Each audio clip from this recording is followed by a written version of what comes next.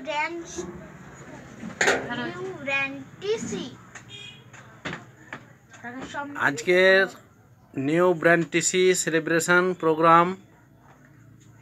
New brand TC হচ্ছে mister Kripa Sindhu রবি দাস, তাই ওনার celebration programme করা হলো। আজ এই 9 বছর বয়সে সে টিসি র্যাঙ্ক হয়েছে এবং খুব শীঘ্রই এটিসিও কমপ্লিট করবে। তোমার নাম কি?